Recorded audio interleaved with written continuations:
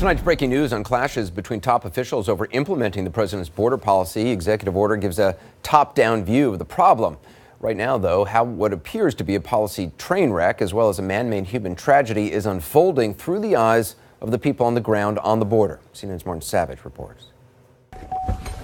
It's the start of a deadly season. Summer in Arizona's high desert. It's 107 degrees, down from 110. The land is parched and so rugged it can shatter bones. There are many dangers here. Last week, a U.S. Border Patrol agent was shot multiple times. He survived. The gunman, they say, likely a drug trafficker or human smuggler that got away. Agent Dan Hernandez, along with other members of U.S. Customs and Border Protection, watch over a 262-mile stretch of border. On a given day, we patrol an area the size of New Jersey. New Jersey? Yeah, I mean, it's a massive. Tucson is the second busiest sector in the country for drugs and illegal border crossings. Most agents here patrol alone, constantly spied on by human traffickers just over the way. So as we're talking right now, there's 2 scouts up on that ridgetop. The job's never been easy, but the president's immigration flip-flop hasn't helped. Have you implemented the president's executive order? Yes.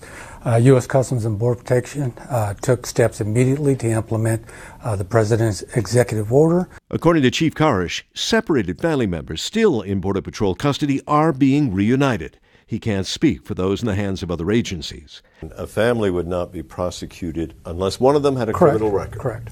But they would go through a deportation process. Correct. An individual coming across will be prosecuted. Correct. For breaking the law. Yes.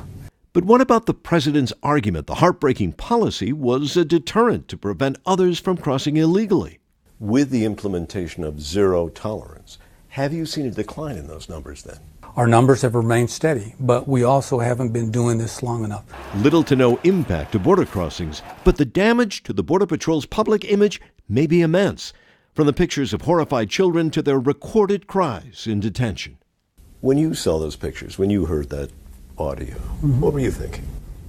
The picture of the children crying. Correct. I mean, it's something that we've seen in the past. In 32 years, I've seen a lot of those situations up and down the border. So, I mean, it is something.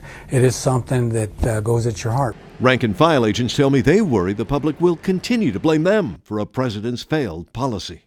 There were people who believed that your agents were ripping children out of the hands of their parents. Yeah. Is that true? Does that happen? False narrative. I mean, at the end of the day, it's a process that we have. Meanwhile, Agent Hernandez continues to patrol in the heat and the hills of southern Arizona. He can now keep undocumented families he finds together. But in this deadly landscape, he's more concerned with just keeping them alive. And Martin joins us now. What's your understanding of what happens to families after they've been processed for deportation? Well, this is an ever-evolving process. Let me tell you, first of all, the CBP is saying now they expect all the families that were in their custody to all be reunited by the end of the day today. So here's what happens. Those that are detained, and you can see the Customs and Border Patrol people right behind us here, what they do is they make the initial apprehension. They detain whoever comes across illegally, take them back to the station, try to determine who they are. In other words, are they who they say they are, and also are they really the parents of the minors that they may be with? That can take some time. But once they do that, and if they establish this is a legitimate family, the next step in the process is to notify ICE. That's Immigration and Customs Enforcement. And for that process, they come, collect them, and take them over to their world. And that's where the real deportation process goes. Could be 2 directions. One is the family can ask and request asylum. They begin that process. More than likely, though, it's going to be the deportation process, and eventually they're sent back to the country from where they began. That's how it was explained to me. And you said that they're likely by the end of the day, those who have been separated, to be reunited. Where will they go once they've been reunited? Okay, well, that is the part we still don't know.